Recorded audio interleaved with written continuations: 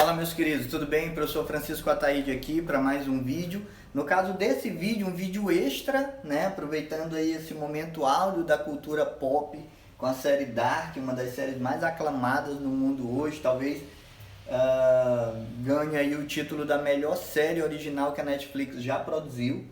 Percebam aí a minha empolgação, né? Adoro essa série. Finalmente, né, a terceira e última temporada.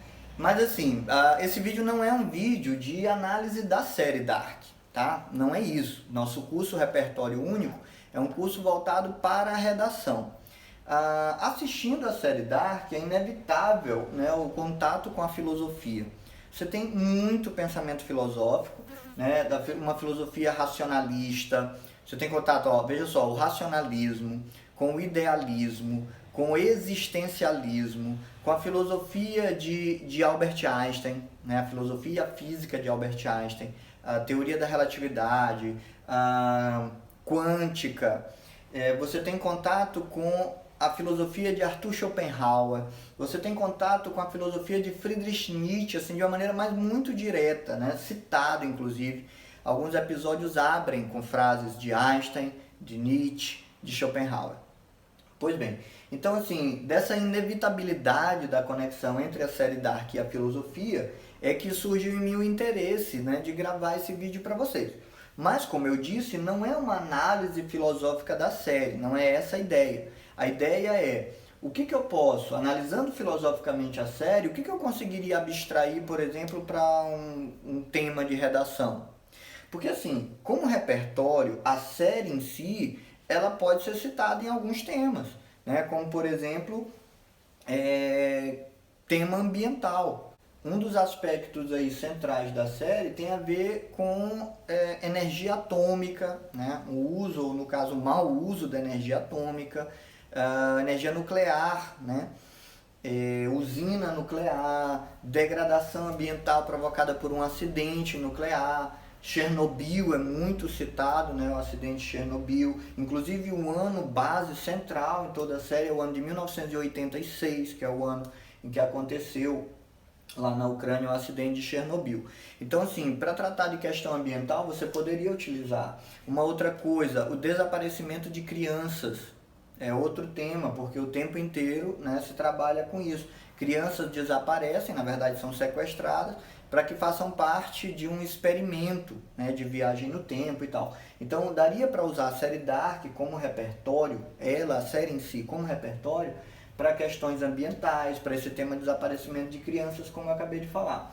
Mas assim, a ideia não é essa, né? A ideia aqui é, a partir de um conceito que me chama muita atenção, que perpassa toda a série, que é um conceito do filósofo alemão, a série é alemã, né? E vejam quantas referências alemãs na série aí que eu acabei citando aqui sem nem perceber. Albert Einstein, físico alemão, Arthur Schopenhauer, o próprio Friedrich Nietzsche, que é o cara que eu quero analisar aqui o conceito com vocês. Então assim, eu ainda farei um vídeo para vocês sobre o pensamento nietzschiano e como utilizar Nietzsche na redação. Nesse caso aqui, seria uma ponte, né, abstraída do repertório da série Dark, e juntamente com a filosofia, mas para tratar um tema específico que eu coloquei para vocês aí na chamada para esse vídeo, que é a questão do projeto de vida, tá? Vocês vão entender, eu vou já chegar lá. Então vejam bem, um conceito fundamental de Nietzsche que perpassa toda a série chama-se teoria do eterno retorno. A teoria do eterno retorno é uma espécie de desafio reflexivo, um desafio filosófico para levar cada indivíduo a pensar sobre a própria vida, a mergulhar no seu interior, pensar sobre a própria vida, que tipo de vida está vivendo e que tipo de vida quer viver. Tá? Mas eu vou passar aqui, a gente chega já nesse aspecto. Bom, olha só, um breve resumo sobre a série, né?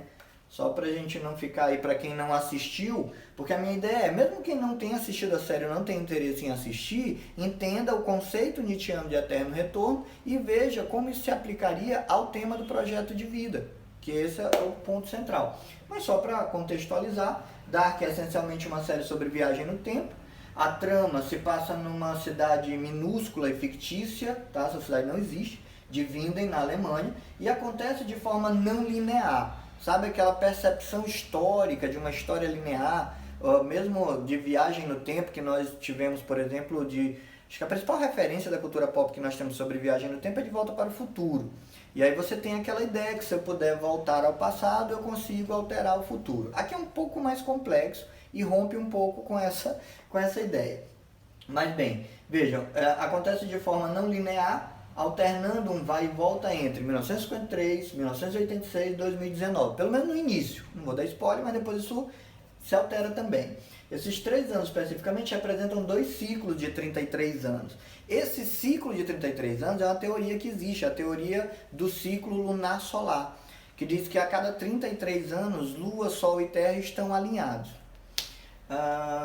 Segundo um dos personagens, Dr. H.G. Tannhaus, né, que na série é autor do livro Viagem através do Tempo, esse número se repete de diversas formas na natureza. Por exemplo, o ciclo lunar solar, que eu acabei de dizer para vocês, mas como tantos outros, tá certo? Bom, olha só, esses são os 3 anos aqui uma outra referência, né, de misticismo, cultura pop, etc., que é a triquetra, né, que é esse símbolo, conectando aí, interligando, entrelaçando, melhor dizendo, esses 2 ciclos de 33 anos. Bom, aqui uma referência a todos os personagens, a árvore, toda a confusão espaço-temporal que a série nos propõe. Olha a frase do Albert Einstein que eu tinha falado para vocês. A distinção entre passado, presente e futuro é só uma ilusão, ainda que persistente. Então isso é a teoria da relatividade, né, de Albert Einstein, e que é um dos pilares, por exemplo, da física quântica, né, da mecânica quântica. Tá? Mas só referência. Olha a frase do Arthur Schopenhauer. O homem pode fazer o que quer, mas não pode querer o que quer. Schopenhauer tem 2 conceitos fundamentais na sua teoria, que eu vou explicar para vocês com mais calma num próximo vídeo, chamado vontade e representação. Inclusive dá nome à obra dele e tudo mais. O mundo como vontade e representação. Mas isso são cenas de um próximo encontro nosso, de um próximo vídeo, tá certo? Só puxando aqui algumas referências. Mas essa referência é a referência mais importante. Na obra Gaia Ciência, que é este livro bem aqui, é uma das principais obras de Friedrich Nietzsche, a Gaia Ciência, ele, que é um livro escrito em aforismo, né, formato de aforismo, no aforismo 341 ele diz mais ou menos isso. Aqui ele tá enxuto, né? Não é tão simples assim, mas só para a gente facilitar a nossa vida. Esta vida, como você a está vivendo e já viveu, você terá de viver mais uma vez e por incontáveis vezes, e nada haverá de novo nela. Teoria do Eterno Retorno de Friedrich Nietzsche diz que imagine que a vida que você está vivendo é a única vida que há para viver, só que esta vida se repetirá num ciclo de vida e morte, repetidas vezes, perpetuamente.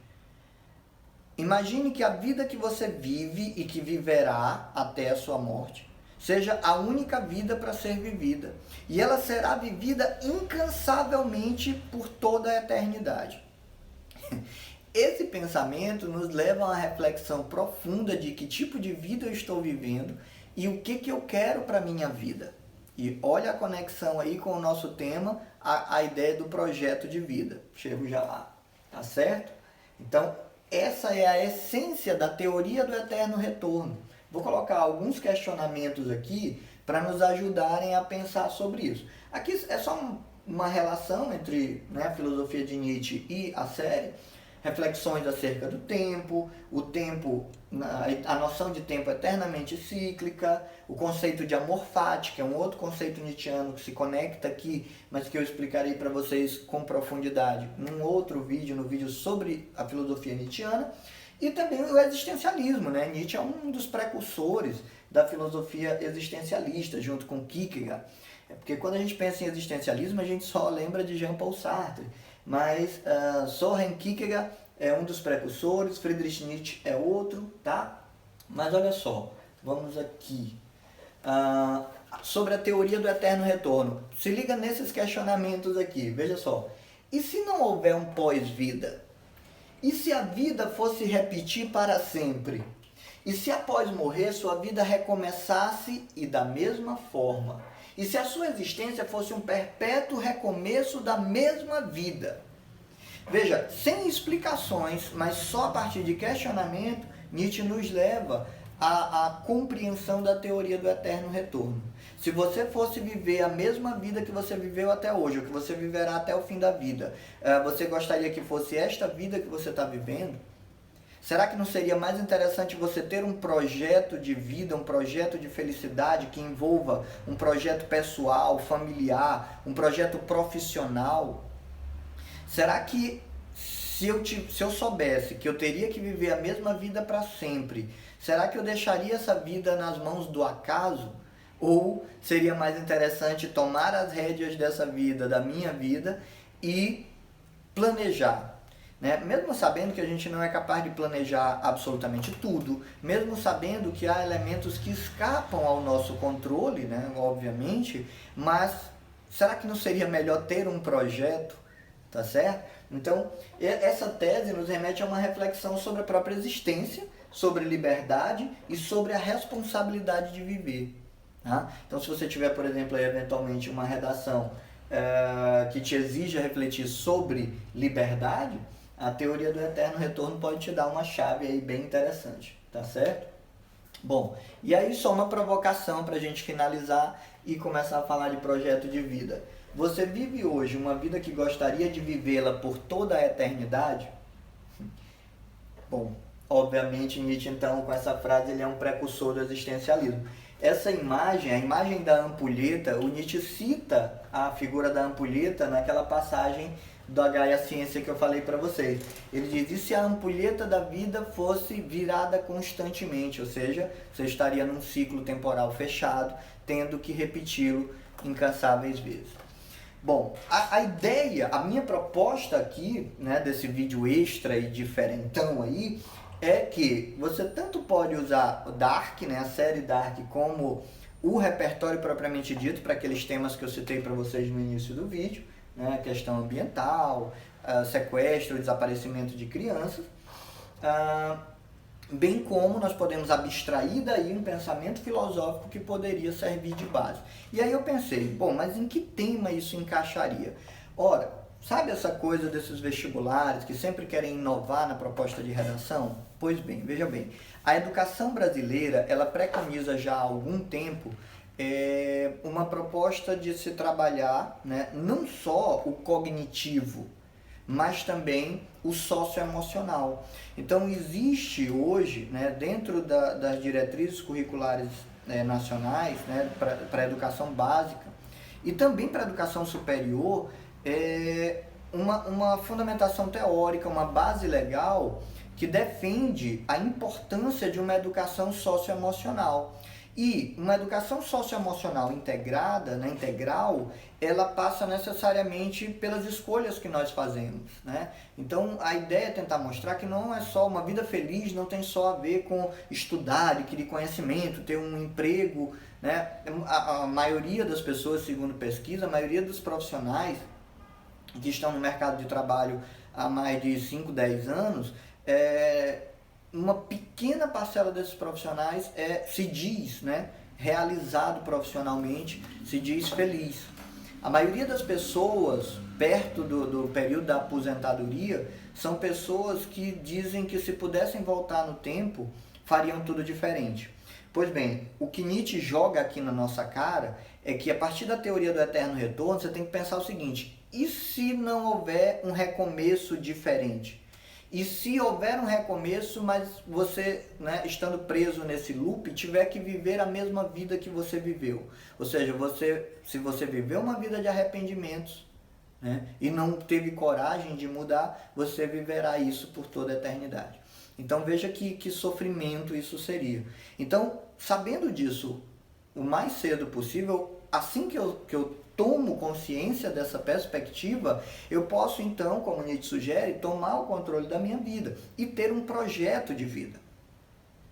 A ideia de ter um projeto de vida é você, por exemplo, poder se questionar sobre primeiro, um processo de autoconhecimento, né? Saber quem você é, entender quem você é e o que você quer da vida. Isso é fundamental. Então, se perguntar sobre quem você é, do que você realmente gosta, quais são seus verdadeiros interesses. Será que aquilo que você deseja para a sua vida é um desejo realmente seu, verdadeiramente seu? Ou foi absorvido do mundo à sua volta? Né? Que tipo de vida você quer ter? O que te motiva? E a pergunta principal, o que você acredita que realmente vai te fazer feliz ao longo de toda a vida? Então, essas perguntas, elas são fundamentais para você desenvolver um projeto de vida.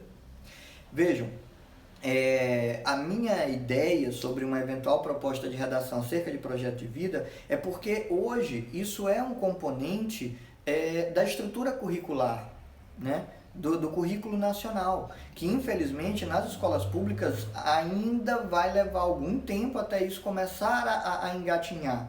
Né? Mas, por exemplo, no ensino privado, né, na rede privada, as escolas já têm disciplinas, já desde da educação infantil, já tem disciplinas, do ensino fundamental 1 principalmente, mas já tem disciplinas voltadas para o autoconhecimento, para o empreendedorismo. Projeto de vida já dá título à disciplina no ensino fundamental de algumas escolas particulares. Já há toda uma biblioteca formada, né, já há um conjunto de estudos científicos no âmbito da filosofia, da sociologia, da psicologia, da antropologia, né, voltados para uma educação socioemocional que produza um cidadão não só desenvolvido do ponto de vista intelectual, cognitivo, mas uma pessoa que possa ser verdadeiramente feliz porque se desenvolveu socioemocionalmente. Então, saúde mental, educação socioemocional estão diretamente ligadas à ideia de um projeto de vida. Na minha formação, né, eu sou formado em filosofia, sou formado em sociologia, mas também tenho uma formação, né, em nível de pós-graduação, tenho uma formação também em preparação para a escolha, né, de orientação profissional, orientação de carreira e preparação para a escolha. Então, esse tema do projeto de vida é um tema assim, que é muito vivo, é muito presente para mim. E vê-lo na educação básica, né, já aparecendo na educação básica, me trouxe a preocupação de mostrar para vocês que isso tem sim chances de ser um tema de redação, uma proposta de redação, tá certo? Que isso pode ser problematizado, deve ser problematizado, é uma coisa que compõe a educação brasileira, mas que está ainda ali, né, meio que latente, ainda não recebeu uma atenção adequada, como a maior parte das coisas na educação brasileira, tá certo? Então, abraço a todos, espero que tenham gostado, né? Um vídeo diferente do que nós estamos acostumados a fazer, mas espero aí poder ter lançado uma semente, que vocês leiam sobre o tema, se aprofundem um pouco mais e, se necessário, usar a filosofia nietzschiana para trabalhá-lo, tá bom? Até breve!